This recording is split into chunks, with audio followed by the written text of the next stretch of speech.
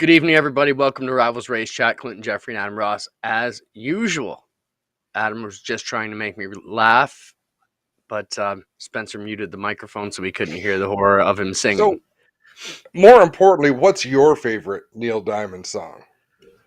Like, if you could only pick one to play on repeat for eternity.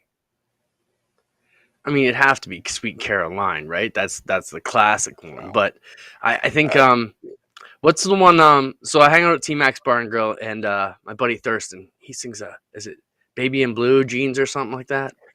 Forever in Blue Jeans. Forever in Blue song. Jeans. Okay, that's probably has to be my favorite one, other than Where We Are. And I do this because you talk about I can't make you smile, and you talk about me not being ready to do a show.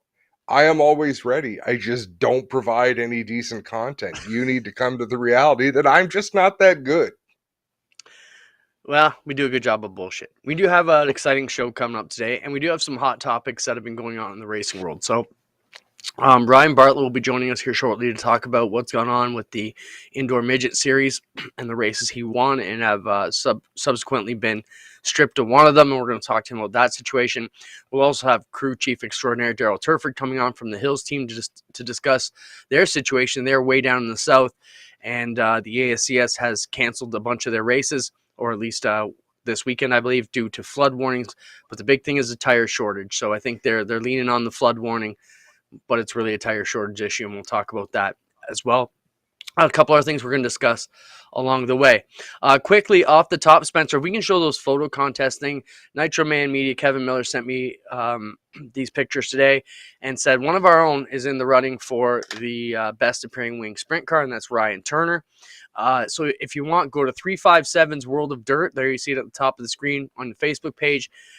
He's up against Emily Lowry, Reese Saldana, Ryan Turner there, Marshall Skinner, and Tanner Holmes. So go on, like the picture that you want to win, and one of our own locals could be the photo contest winner. So go give Ryan there, bottom middle, a like for the Kingpin Farms 91 team. Want to get that out of the way. Our quick wit trivia is coming up as well. We'll throw that out there right after we talk to Ryan Bartlett, who has joined us here. We'll welcome Ryan to the program now. Ryan, thanks for joining us. Just a bit of history on Ryan. From Can-Am Speedway, his family maintains and promotes Can-Am Speedway. I recently became involved with them due to the crate sprints and the expansion of the Action Sprint Tour rule package down to Can-Am, which we're super happy about. And I got talking to Tyler about some engines we're working on, and I said, wow, man, we'd love to talk to your team about the situation that's going on. So, Ryan, welcome to the program. Maybe you would be best to set it up. You won the race in Syracuse Friday, and then it was stripped. Is that the proper way to set this up? Maybe you can tell us more about the situation. Yeah. First off, thanks for having me on, guys, and pleasure to come on and chat about it. Friday night, we bought up. First off, we purchased a new tire in Atlantic City after the races were over on Saturday night. It was, I don't know, probably 11 something at night. The Hoosier guy was closed. My father went over there and had him pull it out of the pile for us because we heard there was somewhat of a tire shortage. We wanted to make sure we had a new one for Syracuse because the one we ran in Atlantic City got wore down. So purchased the tire. My dad went to Puerto Rico for the whole month of February. He's the one that mounts all our tires. It sat in the shop unmounted. Mounted it up like the Wednesday before we left, and nothing was ever put on that tire until we wet ground it like we've done all our tires in the past and passed several other tests. So setting that up, we saved that new tire to put one round of practice on. We time trialed that tire and then saved it for the 20-lap A-Main Friday night, which we were sitting in third, like 7 or 8 laps in, and a couple of the leaders tangled, and we were in the right place at the right time and inherited the lead and led the final 13 laps and won, and that locked us in to Saturday's A-Main, and we redrew 7, started 7th in the main there in the 40-lapper, and ended up winning that race. And then a couple weeks go by, and last Friday, I get a phone call saying that our Friday night tire failed the benchmark test, and being that it wasn't a separate qualifying event for Saturday, they were stripping us of the whole weekend. That kind of sums up the situation we got put in. So what did they do? Confiscate the tire, Ryan, to send in for testing? No, they just take a tire groover, and they take a little bit of a little sliver out with a tire groover, so you can reuse the tire again if you wanted to after, and they put it in a sealed little evidence bag, and you kind of sign off on it, and then from there, I don't know the chain of command that goes through after that, but obviously it takes a couple weeks to get results. So Ryan, now that they've stripped you of this, and speaking to your brother, you guys are appealing this. I mean, this has big ramifications on the whole family, being promoters, and I'm paraphrasing your brother Tyler here. As you guys running a facility, being promoters, it's of the utmost importance that you guys have credibility and show that you're playing by the rules if you expect everybody at your place to play by the rules. Now, you guys aren't going to take this lying down. I'm hearing you guys are going to appeal this and go after them to prove that this is a bogus claim. Can you speak to that a little bit?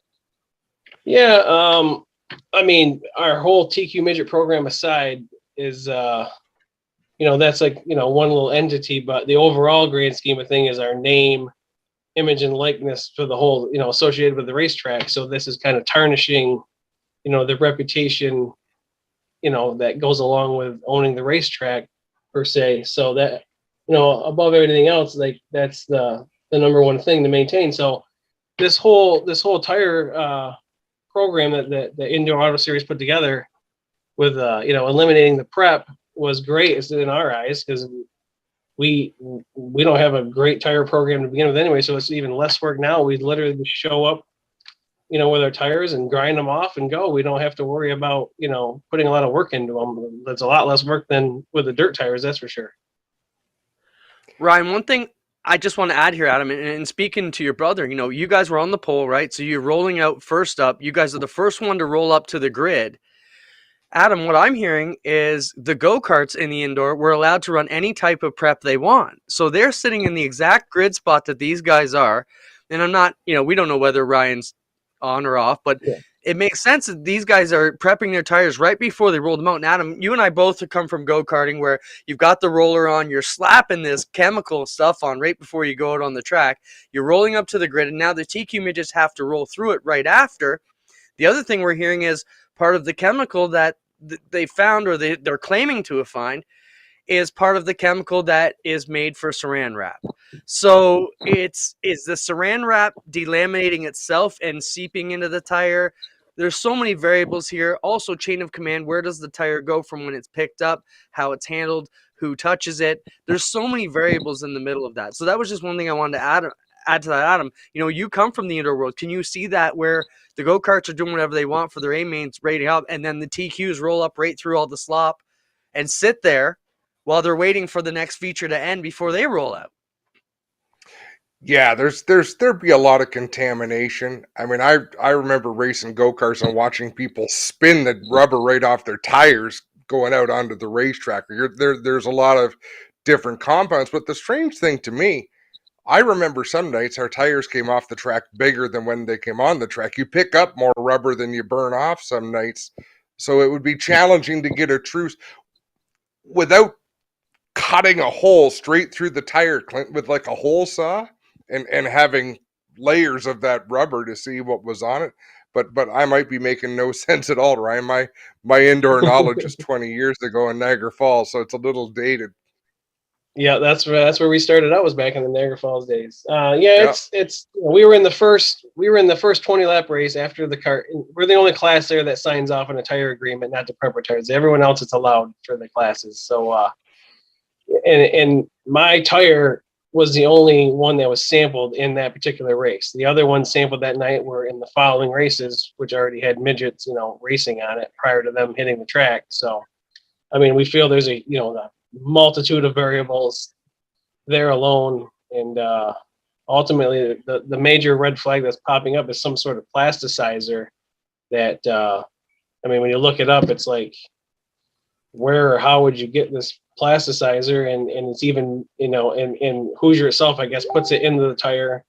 But that's the major red flag, that the heat we generated brought out a plasticizer to read in the lab, and that's what's giving us the biggest red flag. I guess what they do is they take a tire, they give a guy a tire at Allentown, and he ran 3 or 4 laps out on a track for hot laps by himself. They take that tire, they sample that, and then that's the benchmark that we got to go on. For your tire has to meet the benchmark for that tire, and we're not even racing on the same track that they took a sample from to compare it to. So it's like 2 different worlds. Yeah, that is a strange one. So Ryan, where do you go from here? Well, we've been, we just found out the info Friday afternoon, and we're piecing together a lot. We've gathered a lot of information over the last couple of days, and there's some other various lawsuits going on in the motorsports world related to the same chemicals that have been found in our tire that we had different people contacting us last night that we didn't know anything about until, so the last 24 hours has been a lot of information exchanged to us. And so we're just gathering what we can, and setting up, some talks with lawyers, and just, there's so many variables to cover and go through that it's quite a process. Clint, I think it's important to point out too, this obviously, and maybe I'm being Captain Obvious here, this is not about money. You don't race for enough money to make it worthwhile. I mean, this is totally reputation. And Ryan, I remember being around you back in the Niagara Falls days, and we have mutual friends, but otherwise, have you ever been disqualified for anything? Like, you've been racing for decades now. Yeah, I've started racing in 1998, and this will be the first infraction. When they, talking to the guys yesterday, they told me that they'd like me to, have a written statement, for them to publish in their article. I mean, that was like one of the hardest things to do, is to sit down and just trying to comprehend, like, they're getting, it's like just being accused of a crime you didn't commit. We were told, after we got the phone call that, the next step would be we could pay a $250 fee to the lab, and they would be able to tell us exactly what we used on the tire. And the other failed tests that happened this winter, from what we know, those tires, they ultimately could tell what was the red flag, what the actual chemical used was. And with our deal, so we pay the $250 to have it done, and they come back, with the info they send us, and they have no idea what we're using. They basically accuse my brother of being, trying to play chemist and get one over on them. Oh boy. Ryan, that's unfortunate. Let's turn things to a positive note. Your outdoor modified. Show those pictures, Spencer, if you can.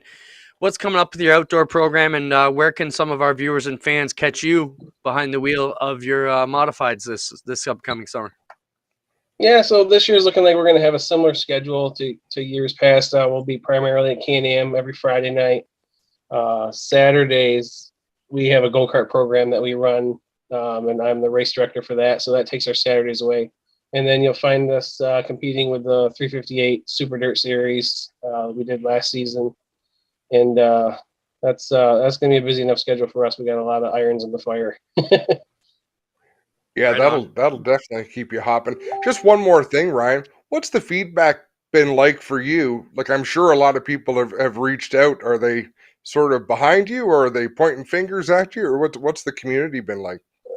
Yeah, I think for the most part, it's been way more positive than I was expecting. I don't think anyone's ever challenged their tire test before. Everyone's always like kind of admitted guilt and whatnot, and and accepted the fact, and we just haven't, we haven't altered our tires in any way. We've literally done nothing different to this particular tire that we haven't done to the other 20 some tires that we've had over the last few years. And it's just, it's kind of mind blowing, the whole deal. And but the feedback's been great. We've been getting a lot of support, and not a whole lot of backlash, really. There's always going to be a few naysayers and that just don't really know the whole situation. But for the most part, it's been positive. I know it wasn't an easy weekend to deal with. There wasn't much sleep involved. It's just hard to wrap our brain around how this could have happened. All right, Ryan, we'll follow your story. And as I mentioned, we're in close contact with your brother developing the crate sprints at Can-Am Speedway. So we'll let our viewers know when something else comes of it, and we'll follow up your story. Thanks for joining us here tonight. Yeah, thanks for having me, guys. And we're very excited to launch the 602 sprints at Can-Am. Awesome. Yeah, it's been good. Thanks, Ryan. Thanks a lot. Yeah, thanks for having me, guys. Have a good night. They're serious racers, Adam. They have purchased a bunch of rolling chassis. They are working on getting engines, and they're basically going to seed that class themselves, which is awesome. But I see Don Martin in our comments commenting, if you failed the test, you failed the test. But I think there's so many variables. If you're the only one checked, that seems strange. There's a lot of things that have gone on there. I've also done a bit of research after I started digging into this today, and found out that there are a few other teams from Florida that were found to have the same type of chemical in their tire that are also dealing with the same lab. And this is going to grow into a bigger snowball than it is already. So, as I mentioned, we'll follow that story as it comes down the line. Thanks for Ryan. And this is joining us. This is not our thing. Like, we don't spend much time talking to people who fail tech and try to talk through it, and don't want to say talk them out of it. It is a pass or fail situation, but it's a bit of a murky area. It's not like I like technical inspection, Clinton, that's simple. A go, no-go gauge, really enjoy those sort of tests. It's either right or it's wrong. Minimum weight, you either make it or you don't. Some of this stuff gets a little bit involved, and when you try to get too scientific with an unscientific process, it can be challenging. I really just like hearing about lawsuits and legal action. As you mentioned, for them, it's reputation based. That's where this all comes from. They're trying to save face and make sure that everybody knows that they are playing by the right rules. When it comes to rules, and we have our Osh Weekend rules meeting set up at the GSR shop on 4th Line this Sunday. So Doug and we have to get up there with Mike Miller and Kelly Houghton, our tech guys, and lay out the rules. And for me as an announcer manager, I'm kind of technical, but sometimes it gets a little bit over my head. And I'm like, hey, guys, remember, I'm still an announcer manager. But even me, I can see how this would be an unfair way to test them. And I mean, there were years ago when we were deciding the ODCC Thunderstock rules, and the fuel came up, and a lot of the tracks were pushing to say no race fuel. But we don't have a test for it. We don't have a black and white. It's a lot of witchcraft and trying to scare the teams with bullshit chemistry. It doesn't make any sense. It's not a black and white rule. And that's kind of where I came back to.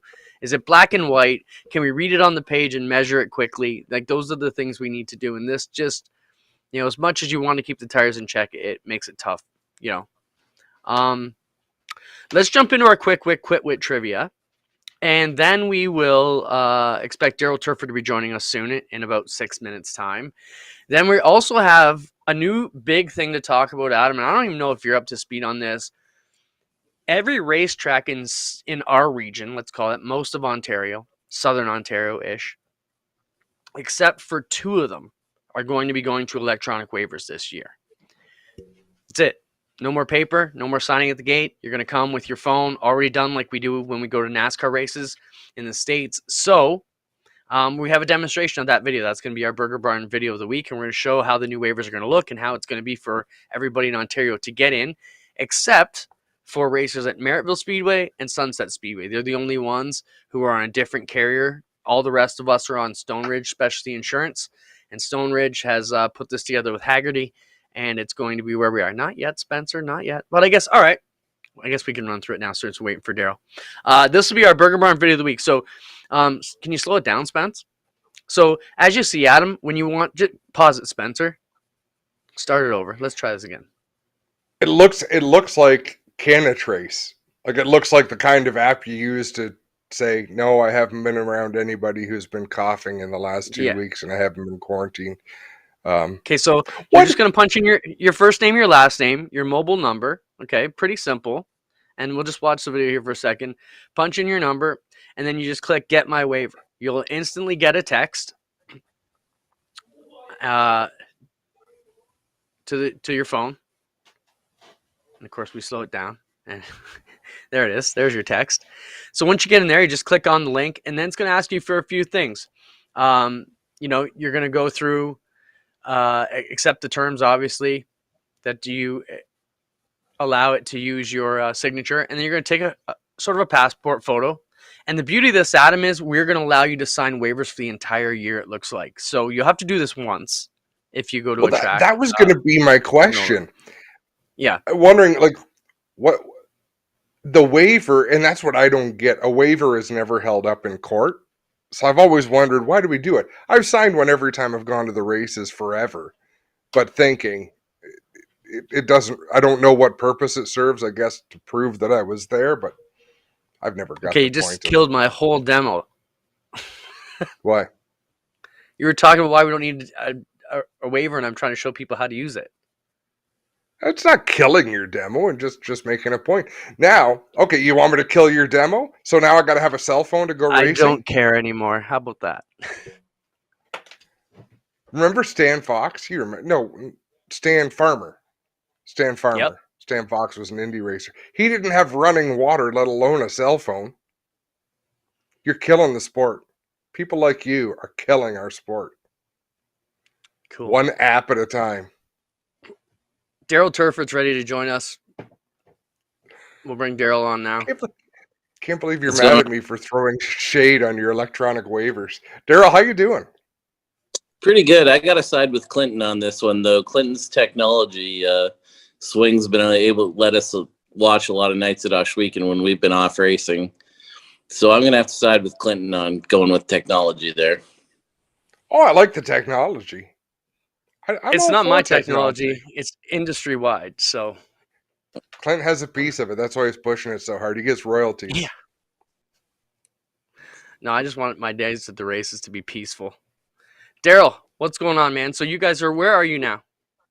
I'm actually at Sam's house in Sunnyvale, or Rockwall, Texas, getting ready to go to race with the Gulf South region now instead of the national tour because of a tire shortage, and we're about to get a massive storm. So what's the sorry, Clint? Go ahead, Adam. What's the deal with this tire shortage, Daryl? Like, it's nothing new, but it seems to be affecting things sort of last minute. So is the storm a convenient excuse, or is it legitimate, you think? No, we're getting an inch and a half of rain the night before the race, so there is legitimately a storm coming. But the tire deal it's really been a disaster since COVID, really. You guys haven't really faced it back home, but last year was pretty bad out on the road trying to make tires happen. And then I think a lot of us thought with the off season that it would be fixed and the situation would be a lot better. But honestly, it seems like it's worse right now. How are we going to get back on track, Daryl, to make this happen? Is there light for the summer, or is this something that scares you guys for the entire season coming up? To be honest, I wasn't really scared. And now there's starting to be rumors like that they're worried that the Knoxville Nationals isn't going to have enough tires. And you never know if that's people just being like, we heard the same stuff last year, but the situation's clearly worse this year. So it's hard to, I think this week's kind of been a wake up call.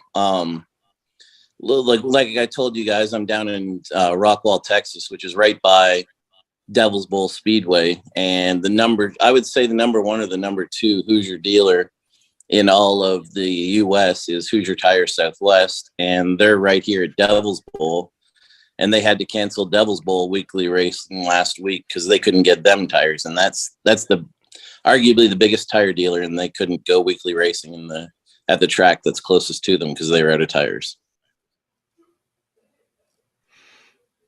I wonder how Hoosier is deciding where tires are going to go. And I know it can't be easy with your huge Hoosier American Racer, whoever.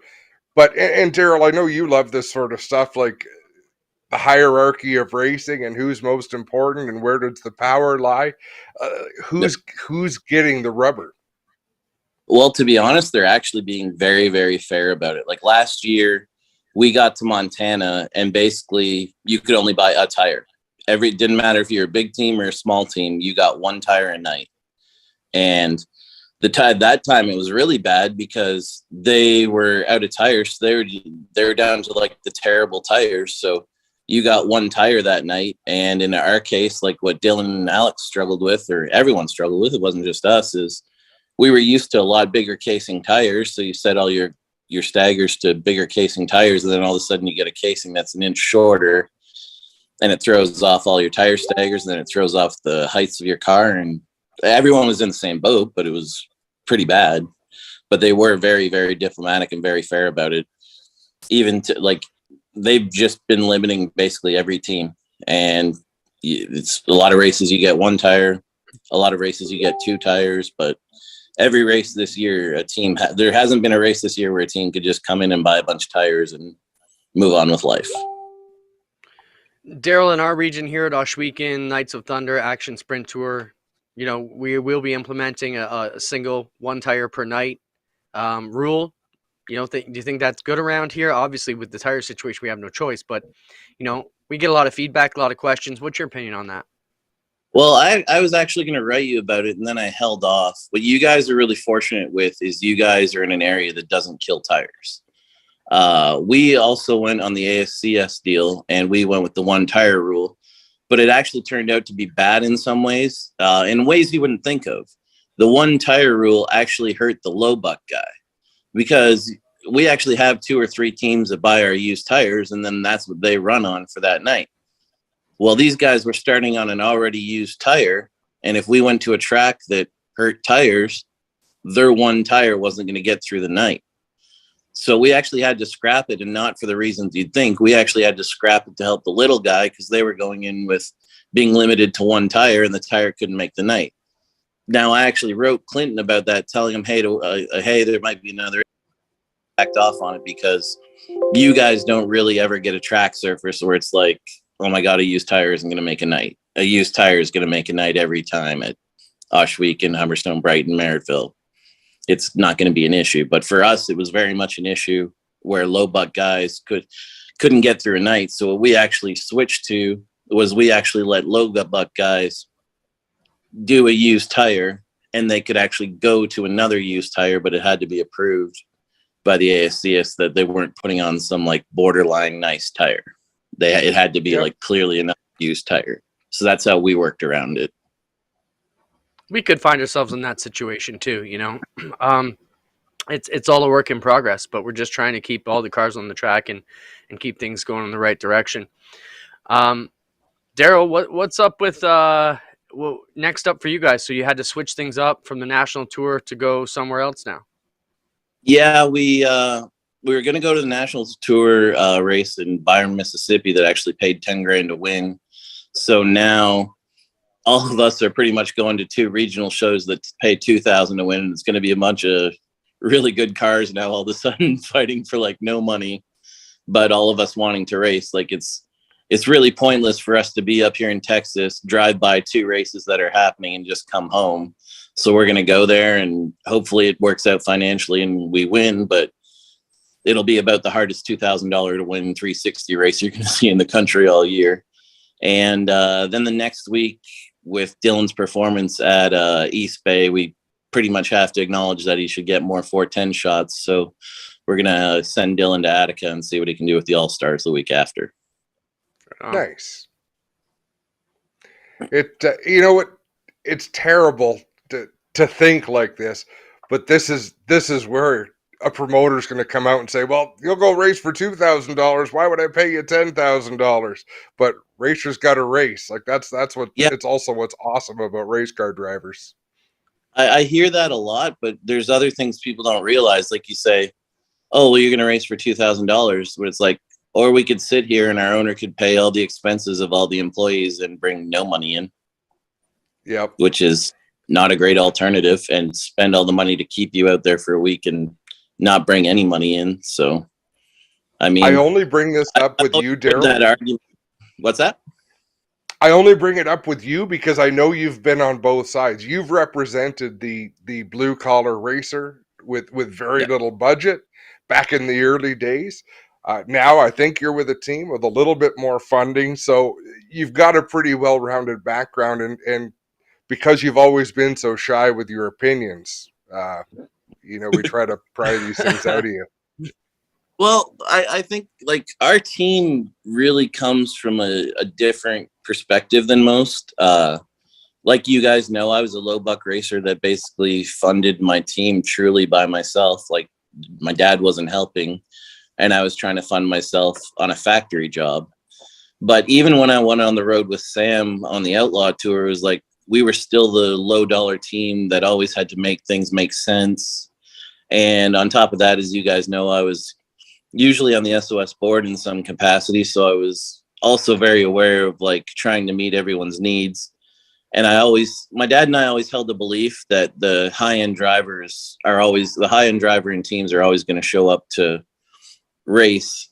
It's the lower teams, the teams with less money. If you don't get their support, that's where your car count's terrible. Usually when you find a series with a good car count, it's because you've taken care of the little guy. So in general, if I want sprint car racing to do well, I need the little guy to be taken care of. So I usually fight pretty strongly in ways that you probably wouldn't think a high dollar team normally would when it comes to rules and such. Well, Daryl, I look at you as one of the guys, even though you moved on from the crate program with Alex in the past few years, you still kind of look back to us, and you haven't been shy to reach out to me and say, hey, even, for our Canadian crate nationals, the first one we have, you were the first one to reach out and say, hey, if you don't put a limit on who can enter this race, all these guys are going to cherry pick it because they're all in town, and we're going to put someone in our car in a crate and go after the $5,000, and it's not really fair. And that's what we appreciate. My question for you though, Daryl, is are we on the right tire in this region? With all this talk, obviously now you can't just change compounds or go, but should we be looking at a harder tire in this area? It comes up once in a while. What's your thoughts on it? The people that know me know that I am a huge proponent of the MC3.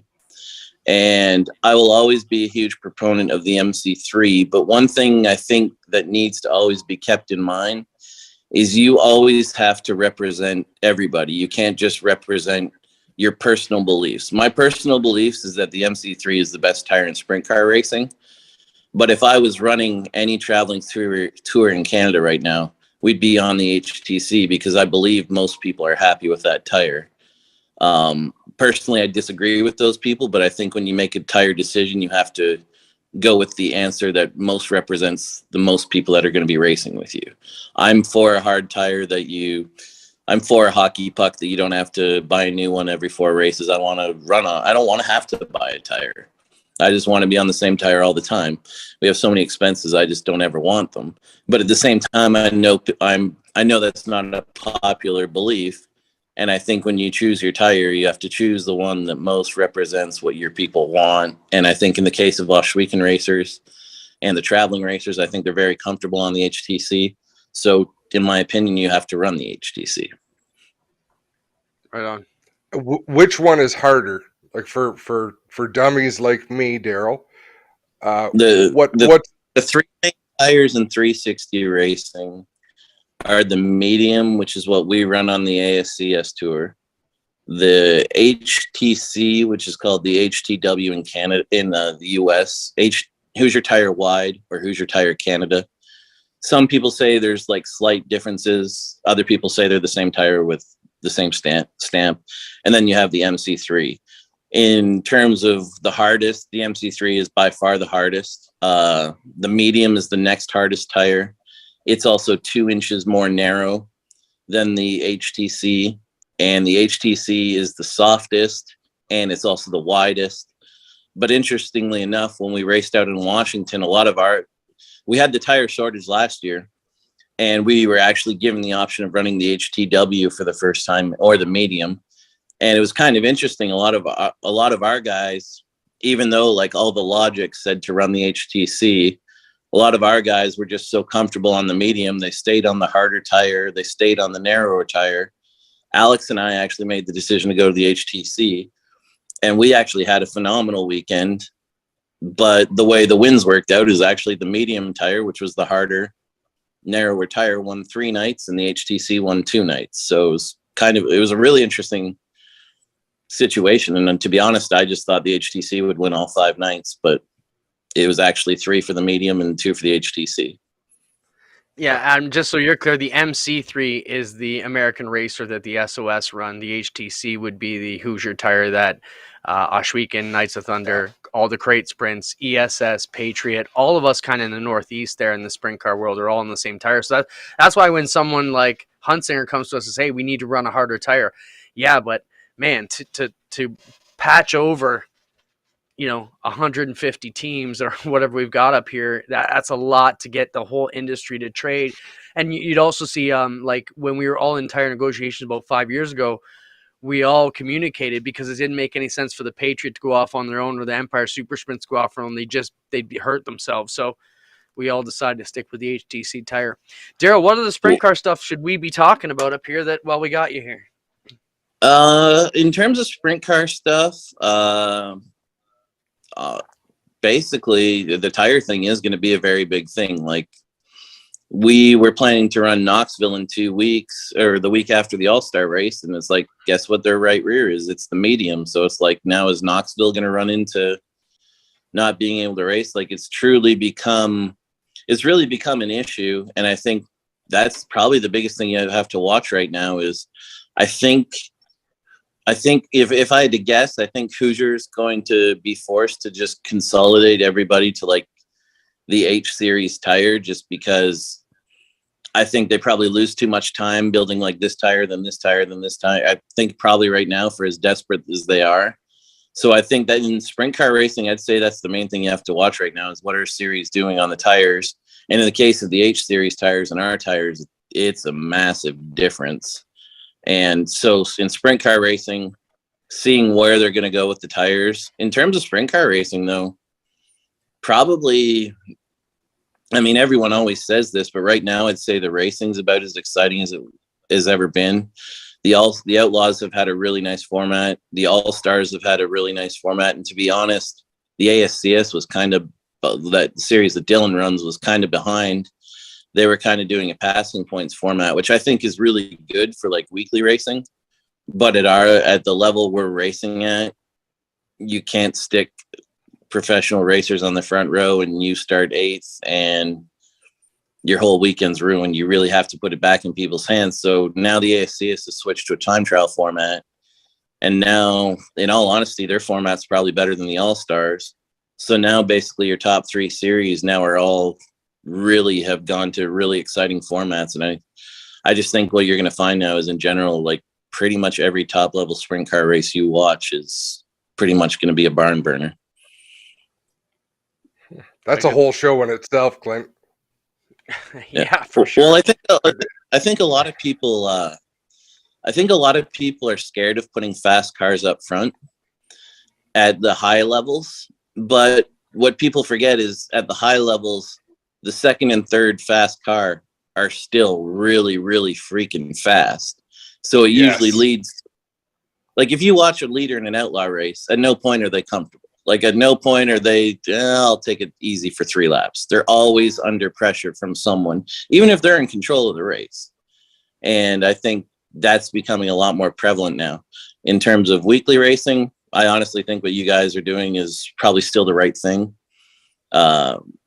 There's enough of a variance from the top and the bottom cars that I think what you guys are doing is the way to go. But at our levels, I think it's just really exciting that they have 3 really good formats that are really, really producing really good racing right now. Tell us about your team, Daryl, before we let you go. Alex has recently taken leave from the cockpit. Does that put you full time with Dylan now? How does that shake things up? Probably. Alex is actually with us right now. Like Alex generally comes to every single race, and I was actually just playing cornhole and just left playing cornhole with her to come do this interview. I would say I'm probably going to be on Dylan's car for a while now. With Alex, I mean, I never know how much to say, but she's basically come out and admitted she's had panic attacks. But what was difficult about the panic attacks is, like, I think people assume they happen in like pressure situations or when something went wrong. But the fact is, the last panic attack she had was when like we were having a phenomenal race in a big race, and So it's really hard to just say, oh, she's better now. Like you really don't know. Like, how do you know? So basically she's traveling with us, and when she feels comfortable, she'll probably race. And if you asked her right now, I don't think she knows that answer. I'm not even close to knowing that answer. I don't think she's close to knowing that answer. So until then, she's pretty much just flying in and hanging out with our team for every single race. And when she feels comfortable, we'll probably race. And until that happens, you'll probably see me on Dylan's car full time. And probably if Alex gets back to racing, I'll probably go to the 77, and then we're going to have to do some thinking, and it's probably going to change our schedule. Like right now, we're only freed up to run like one Canadian Nationals, which sucks for me because that's like my favorite race ever. But if Alex races, then all of a sudden we can do all three. So it's really, really just waiting to see how everything falls out. And to be honest, just mental difficulties are just so hard to deal with that we just can't possibly give an answer on when Alex will be ready. Like, no one knows really. And Alex knows this, but I'm really happy for her. I'm proud of her for what that's worth, because it's not an easy thing to come to terms with, Daryl, and it's even a harder thing to be open about it and fairly public about it. So good for Alex, and she's got good people around her. Yeah, like she had her last panic attack last September, and we just didn't say anything and just started putting people in the car and finishing out the year. And we didn't tell her to say anything at East Bay. We were pretty much going to go with the same. It's no one's business. It's her business. That's it. And she chose to write the message that she wrote on Facebook. And I was really proud of her for writing it, because she didn't have to write it. She didn't have to come out and tell people what she was dealing with. And I thought it was really good. And I think she's gotten a lot of really good feedback from people that feel the same way and haven't really said anything. Mm-hmm. And maybe it's encouraged people to say something. Right on. Well, Daryl, thanks for joining us tonight. We appreciate you stopping by. Let us know if there's anything else newsworthy that we should be talking about. We always appreciate your feedback, and send the best to you and the whole team. Yep. Thank you very much. Have a good show, guys. Thanks, Daryl. Daryl Turford. Him and his dad Peter, way back, and they ran the SOS, so they know how the whole gamut runs. We're expecting Brandon Clapperton to join us to talk about go-kart still, and I think that's going to end up a tire discussion too. I'm tired, Adam. Are you? Get it? I see. You made it funny. Let's talk. You gotta stop. You gotta let it sit. Like you say something funny, you gotta let it sit just for a minute. Like Will Smith's big problem is he walked right away. Like he didn't even let it land, and he was turned around and headed the other way. I knew we couldn't get through the show without talking about Will Smith. Not really. If we must. Not really. Couple other newsworthy things that come in. Next week we're going to have on Mark Rinaldi's going to join us to talk about the Northeast Late Model Alliance and what that means for crate late model drivers. That series is back, along with Martin Belanger is going to join us to talk about the new Canadian 358 series. Show those stills if you can, Spencer. Adam, it recently came out that 9 tracks have gotten together to have a Canadian 358 modified series here north of the border. The tracks will include, it's going to kick off at Granby to start things up. Then it'll be followed by Humberstone Ohsweken back-to-back on June 30th and July 1st, which is kind of cool because we'll be there with the Action Sprint Tour and the Knights of Thunder live on GeForce TV. So that's going to be exciting to get everybody from the East down and get them live. Cornwall, July 17th. Then you've got Merrittville, August 1st, RPM September 9th, Autodrome Drummond on the 10th for a doubleheader weekend. Brighton, part of the Apple Fest, will be the series, and then Brockville's Fall Nationals will close out the new Canadian 358 Tour, $4,000 to win each night. Kind of exciting, Adam. We're going to have Martin on to talk about that next week. Yeah, it's fantastic. Exciting series. I have a feeling for the diehard fans, you'll be able to see a lot of these races streamed, because I'd be surprised if the Quebec races don't get streamed as well, Clint. Yeah, we'll bring you all that news as we have it, and if there's any way we can coordinate that to get that on GeForce, we'll try and work that out, because there was some talk about that possibly in the past. Along those modified sportsman lines. At Oshweekend, we were going to announce our Race of Champions sportsman races. So our 2 dirt sportsman races would be Race of Champions entitlements. And at the same time, last week I got a call from Doug Leonard, who's a dirt car employee, and said, hey, man, why don't we make this a sportsman swing race for the dirt car? So, Adam, miraculously enough, we got everybody on the same page. It hasn't been fully announced yet, but this is your insider. The Oshweekend race on September 9th is going to be a Battle of Bow Series, ROC versus dirt car at Oshweekend for the sportsman. Excited to have that big paying race, and it's going to be awesome. So I think you're going to see more of that, where we try and get the series to come down and be neutral ground for Oshweekend, since we don't have them. So excited about that. And before we talk to Brandon and get too sideways at him, a couple things we just want to mention. Our partners, of course, Fast 80 Speedwear, all that they do for us, and everybody else who helps us out here. Make sure you check it out, fast80speedwear.com, for any of the apparel you may want to check out. They have everything to show your love of motorsports and our love of speed. So I want to thank Fast Eddie Speedwear for all they do for us. We will have some new stuff coming from them next week, I've been told. And the last thing we want to housekeep before we get into Brandon, Adam, Delaware has announced their practice sessions for the preseason. It's going to be Saturday, April 23rd for the United Racing Series teams only. Gates open at 9, practice at 12:30, practice ending at 4:30. And then they'll be having tech. We'll be doing a whole bunch of video shoots and interviews there for that. So if you're going to be partaking in the United Racing Series practice on April 23rd, bring all your stuff. Make sure you're looking good and ready to show off your sponsors for the G-Force cameras. The following 2 weeks, they'll also have practices for everybody, and that will include Delaware regular divisions as well. Let's bring in Brandon Clapperton. Adam, take it away now. How did Brandon get to us? I think this was referred to us by Steve Ovens, right, Adam? Yeah, we were talking go-kart tires and the challenges that different rules makers are having, and in my opinion, how ridiculous it's gotten, the inventory of tires teams are carrying. And Stephen Evans, someone who's worked with us quite a bit on G-Force TV, in a Facebook post was going back and forth and saying, hey, Brandon Clapperton would be great to have on in this conversation. And so I chimed in and said, well, let's get him on. If he's got something to say, let's bring him in. So without further ado, Brandon, welcome to the program, my friend. Good to meet you. Yeah, you too, man. So a referral from Stephen Evans is good enough for me. I don't know you, but I'm told you've got some rich history. Before we get into the tire situation in go-karts, can you tell me about promoting a go-kart race in the inside of a horse barn? Yeah, we decided. I found a deal it was in December, where it was something I was looking to do for quite a while, but I couldn't find a place to do it. And then all of a sudden, it was middle of December, I have one of our kart racers gets a hold of me and friend somebody that owns a horse ring and says, hey, I heard you're looking for a place to do an indoor go-kart race. You want to give this a try? And so I went over and I was a little skeptical. It was kind of something I was thinking, next year. And I was a little quick this winter to try to put something together. I went over and looked at it, and he got excited, and I got excited. I'm like, let's just do it. So we did it, and it actually went really well. It went shockingly well. Hey, sometimes it happens. You build it, and they will come.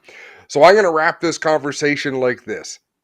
When I finished my karting career back in the 90s, we could throw our go-kart in the back of a GMC Safari minivan, a set of tires. Maybe we would have a spare set or a rain set because I was racing road courses. And I'm upset because you can't do that anymore because these teams seem to take 10 sets of mounted spares with them. Why is that happening, Brandon? And how can we fix that? Where is the problem and where is the solution? I mean, I'm not a great guy in the tire situation, just because we have we kind of run a unique program out at my tracks. We make our main class. When I say our main class, our most popular class is our extreme budget predator class, which is actually an open tire class, but because it's limited horsepower and all that, it's not the tires aren't as big a deal. And most guys, we get about 50 teams a week that come to run the extreme budget predator class. And it's one way, everybody's the same weight. We actually split it into a couple different classes just based on experience level and ability. And we run an open tire so far, but because due to the limited horsepower of these and the track size, I mean the outdoor track, our Action Park East and the new track we're building at Champion are both 10th mile tracks. So it's not like it's not as big of a deal. And most of if we've got 50 teams that run with us, I'll bet 45 of them come with 2 sets of tires or less per cart. And it works out really well that way for us. We do run clones or run a combined class. But so far, in all honesty, I think my solution, like this is kind of a crazy thing, kind of a crazy way of thinking about it, but I think the track surface actually is kind of the key to the tire situation. All these guys, all these tracks that have the high-end clay and all that, I mean, when you can get as much bite out of it as you can, like when you've got a really nice surface and you've got it's tacky and fast and all that, then it puts more emphasis on the tire. Just matching everything. Where we've got. I mean, Action Park has a decent surface, but it's sandy. It's tacky sandy, but it's still it's not like a good quality pure clay. The track's usually smooth. Might have a little bit of personality in a couple spots, but nothing crazy. The old track at Champion that we're not going to be racing on anymore, that was all like cat litter, which is kind of the that kind of takes out anything as far as tires go. You can run whatever you want. You run on cat litter. It's basically trying to race on the beach. So it's kind of a little different deal there with us. So it's kind of a different approach. And I mean, clay is fun. It's a lot easier to work with. I kind of like the surface, the kind of unique surfaces that we have. Like our Predator class and our, the clone class seems to be mostly on Vegas. I think but we've got some guys that have come in and won on Burris. We've got guys that have won on some other types of tires. And, our Predator class, we've got guys that won on Hoosiers and won on Vegas and won on Burris and won on Cobras. And, so everything there is basically. Yeah. It's, it's one of those things that, I mean, I hate the idea. I mean, ideally I would, what I'd love to see, and it's really not a feasible thing without costing drivers a ton of money, is I'd like to see a spec no prep class. Find a tire and you're not allowed to doctor it or anything, but it's not really feasible at this point, just because, we're trying to save the drivers money, and nobody's got, very few people I would be willing to bet have any sort of tire that has no prep in it at all. So basically you're requiring everybody to go out and buy new tires, and you're making garbage out of the tires they've got with the prep in it already. The thing is, you got to police it, and tire testing is not cheap. You test tires. Brought up a couple. Go ahead. You've brought up a couple of things that drive Clint nuts, because and Clint will tell you better than I will. You can't make a rule that you can't police, because it's not a rule if you can't do it. Clint, do you have any thoughts on the matter, Clint? No, I just want Brandon to tell us where everybody can get involved. If you got 50 cars out there, that sounds like a fun place to come out and race. Where are you at, and how can they get in touch with you? Yeah, I promote Action Park East Speedway. I took that over the beginning of last year. It was a track that actually hadn't raced karts since 1995, I believe. It's been a speedway bike and quad track off and on since then. It closed up for about 8-10 years. And I went out there to a quad show in September of 2020, and I'd been racing karts out at Champion, and I was like, look at that track, and I mean, I'm like, these tracks are pretty close together, about 40-45 minutes apart, and like I could see on a quad show that the surface was going to be a lot more conducive to good kart racing. So I got a hold of Jason Bonsignor, he owns Champion Speedway, and to the best of my knowledge, he owned Action Park. He didn't. He leases it, but regardless, he was the one I went through to me. I was like, call him up, and I was like, hey, I think we race karts out there, and he's, yeah, we can make something happen. So he leased me the track. We ran once a month last year, and this budget Predator class, which I think we're going to be in 6 tracks. It was started at Champion Speedway in 2020. by Alex Carmody. It was it was a drunken idea of his. Apparently it was like 3 a.m, and he was I don't know, 30 rack deep or something. And he's like, we gotta take old chassis and Predator motors, the 212, the $99 motor from Harbor Freight, and like cheap clutches, and go racing. And then he posted it on Facebook, and I'd been racing sprint cars. I was actually kind of fascinated with your guys' sprint car conversation because I came out of sprint cars. And it was a wingless class that had gotten shut down. Like the COVID kind of killed it. Being a touring series, tracks weren't interested in taking on extra classes when in New York State you weren't really supposed to have any spectators. So, it kind of killed that idea.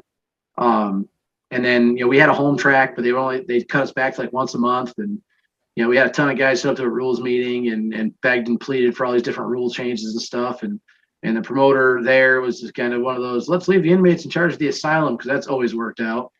And of course, all the guys that lobbied for the rule changes, none of them ever showed up. We had a bunch of guys at the meeting, and all the ones that cried the hardest for different rule changes and stuff like that, they got what they wanted, and then they didn't bother to show up. And so they were only around us once a month, and then they so I saw this kart class and that they'd started. And I was like, I had a couple friends that race karts. I'd never been into it. I flagged at a kart track when I was 16. That was the extent of my kart experience. I saw some champ kart races. I go down to Atlantic City or Syracuse, or I went to Albany and watched the TQ race up there, and see the champ karts. But that's the extent of my karting experience from the time I was 16 years old. And my dad, he was 62 years old, had never raced anything before in his life. He hot lapped a slingshot once, and that was the extent of his racing. But he doesn't have a big truck, big trailer, anything like that. I was like, this kart class, like, this looks pretty cool. This could be fun for him, and it might scratch my itch too. I mean, I wasn't expecting anything to, I was expecting kind of like a rental cart type of level of fun, but I figured we'd get him on the track and I help him out and stuff. And then the first week I went out and won the heat and swapped the lead in the feature about 10 times, and I'm finishing second in the feature. I'm like, okay, yeah, I guess these are a lot of fun. And next thing you know, I'm selling all it all boils down to that. It all boils down to the fun factor. So congratulations on building a program that draws big car counts. That drew my attention. And thanks for stopping by, Brandon. We got to cut this short because we're just about out of time. But I'm going to keep up with you. Now we're friends on Facebook because I want to see more of this saga. But you hit on it. You hit the nail on the head. There's no more fun racing than go-kart racing. You've got it nailed down at that place, and we'll thanks for stopping cheap, by. and they'll keep coming. And that's what we've done. We've adjusted the rules package just to keep everything cheap and affordable. And I mean, you can be on the track. I mean, now guys are gouging prices on these things a little bit. So now you're talking, you might spend $1,000 on a race ready kart now that really, in reality, isn't worth more than about $600 or $700. But that's supply and demand, I guess. But yeah, I mean, you can't go racing any cheaper. If you look us up on Facebook, if you look up Action Park East Kart Racing or Champion Kartway, the rules are pinned down there. You can get a hold of me on there, or you can look me up directly on Facebook, and I can hook up anybody what they want to do and go racing. And we're at about 6 tracks this year with that budget Predator class. We're at Dodge City, Caroga, KV Speedway, and Genesee Speedway, as well as Champion and Action Park. So this class has really taken off. Our Brandon will be in touch over the next coming months. Good luck with it. Sounds great. Thanks, guys. Well, Adam, we're out of time, so we're going to hold our quick wit trivia for next week. But Spencer, show the new road trailer they've got. So make sure you check this out when it's coming to a speedway near you. There are going to be a lot of new speedways doing activation and stuff. So when you see the quick road crew out there, make sure you stop by and see Blake and everybody, and Dean and everybody who's working on that. And without further ado, Adam, you're going to have to introduce the vlog because I can't apparently say it correctly. Hey, I'm not done. I'm not finished. Oh, okay. Give her. Don Martin, Paul Poole. Yeah, Gary would have raced with Paul more than I did. But I know who you're talking about. That is the same guy. Harvey Poole, I can see him in his lab coat. He was more of a tech inspector when I was racing. But just before that, he was racing with Gary and Lee Bentham and all that gang. So, yeah, same person there. I try to keep up with the comments going on. But, yeah, that's it. That's all I had, Clinton. I just wanted to acknowledge the chatters and say we're about to we are about to go full swing into race mode. I mean, this weekend is April, for God's sake. As soon as Yep. we get 1 week of decent weather, it's going to be like a tornado blew through, because it's full speed ahead. Like, I can tell by your tone tonight, you're already in race mode. Like, there's already an intensity about you that's ready to go racing. Yeah, or rip someone's head off. It's been a tough day. You ever have those days when just everybody around you makes you angry? It's been one of those days, but it happens. It's racing season. I had days like that last week. This week I seem to be in a bit better place. I found my balance, but yeah, it's crazy times, right? Like I say, we're about to go racing. It's about to feel normal. And there's always something, right? Like, finally we can be in crowds, and I go into places. It's amazing. Some people are in masks, some people are not in masks. I find it nice to be able to smile to people again. Life feels normal. I'm very curious to see what race season will be like, because in recent years with the pandemic, Clinton, people's pit stalls have kind of been their solitude. You don't go pit hopping from one pit to the next as much and intermingle. Screw that. I'm ready to mingle, buddy. Ready to make friends again. One of the guys we made Garrett friends with Teamers last year. Yep, take it away. You know what I want to do, and can we follow him early in the year? Like, actually it would be neat for all the work that he's done putting these vlogs together through the off season, to send someone with him to the races and be able to film him a little bit in his element, so he's not having to do that work. I think we should talk about that and just get a little bit, because people have been able to get to know Garrett Teamers through this off season, and it's all been by his effort, his work. So it'd be nice to follow him along to a day at the races and promote him a little bit, because I feel invested now. I agree. Be great to see how he deals with the first few weeks and brings the car back out. Give it a proper intro, because I don't know how to say his name properly. You always tell me that. So you give it up, and we're out. GT vlog number 10, baby. Bring it. Garrett Teamers, just because I can. Thanks, Spencer. Thanks, everybody, for being with us. Stick around. Here it comes. Hey, everyone. Welcome back to the vlog. We've got some new updates for you today. Let's get into the video.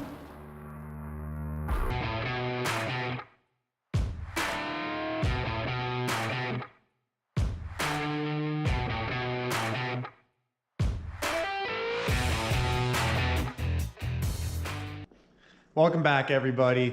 Today we're back in the garage. It's another update video for you, and as we can see, the engine is already in the car. We put it in about a week ago, got the car started up. We did our first startup, and we had a bit of an issue. We just hadn't hooked up our oil pressure gauge, so we had a bit of a scare. We thought the engine didn't have any oil, had to turn it off right away and run, get the car off, double check, make sure everything was okay, but everything's good. We put it back together, and engine sounds good. So what?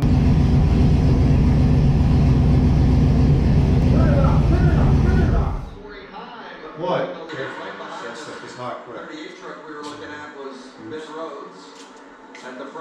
Don't forget your oil line. Don't forget your oil line. If you wanted to hear the engine running on the dyno, make sure to check out our last vlog.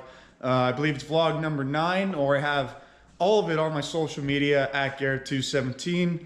Just check it out. There's a lot of cool videos there. I do a lot of stuff on social media. Keep up with us there. But anyways, for today, I figured I'd give you a bit of an update, because the engine is in, but almost everything else on the car is done as well, in terms of making it function and ready to drive. So, to give you a quick rundown of everything that's been finished since last video, I guess let's just look at the car and get into it. First off, we finished our air dam, which is going to be directing airflow to the radiator, and nice and clean in there. Secondly, we finished the brake ducts to cool all the brakes. It's gonna end up coming through the front and then onto the brake rotor. Really helps with cooling, as we do get our brakes glowing cherry red at the end of a long run, so it's super important that we have maximum airflow. Regarding the drive line, we have our new drive shaft that was all painted inside the car. I don't know if you can really see it, but just in there, yeah, a little bit of the drive shaft. All the engine is in, all that good stuff. So the car is about ready to race. We just got to put oil in the rear end, you know, all the finishing touches. In case you didn't notice, I have all of the vinyl kind of laid out on the side of the car here. I just had our vinyl design our graphic designer come by today. We measured up the car, kind of figured out what we're gonna do for the wrap, as well as what we're gonna do for numbers, stickers, logos, all that good stuff. I'm kind of excited because now I can kind of show you guys what the car is actually going to look like. If you look carefully here, you got a nice box that's going to go all along the side of the car and then taper off to in the corner. Nice old Way Freight logo going back on the quarter panels. You got Linex going on in front of the number, and we've got a new sponsor on the hood, 905 Customs, a fabrication company. So happy they came on. They gave us a call. They were really looking to help us out. They asked us if we had any free space or any space for them, and I'm glad because now we have another another co-primary sponsor that's helping us out this season for the Quick series, and everything is looking up here. The car looks great. I'm really excited for how it's going to look. All of this right here is going to be done in silver. Similar to this color here. Hopefully that'll be silver, and I don't know, we're still debating. I might put a blue teardrop line all the way along to accent the silver part, but I don't know, I'm really excited. The car's gonna look good. I'm getting excited for race season. The car looks great. I'm not doing too much work this weekend. It's really just been about getting the vinyl ready and trying to landscape the car properly. Make sure all of our logos fit, like on the hood. You know, the car is finishing up quickly, and before you know it, we're gonna be testing. We're testing in less than 4 weeks. Stay tuned, because the car is gonna be finished soon. Hopefully I'll get it wrapped by the end of, or in the next 2 weeks. I hope that's my next video. I don't know what to say other than get excited for race season. Watch it on GeForce TV. All throughout the summer, the Quick series, we're gonna be having live broadcasts, and make sure to come back next week for our next vlog. This is Garrett for Teamers Motorsports. Keep up with us on all of our social media at Garrett217. Make sure you like and subscribe. We'll see you next time.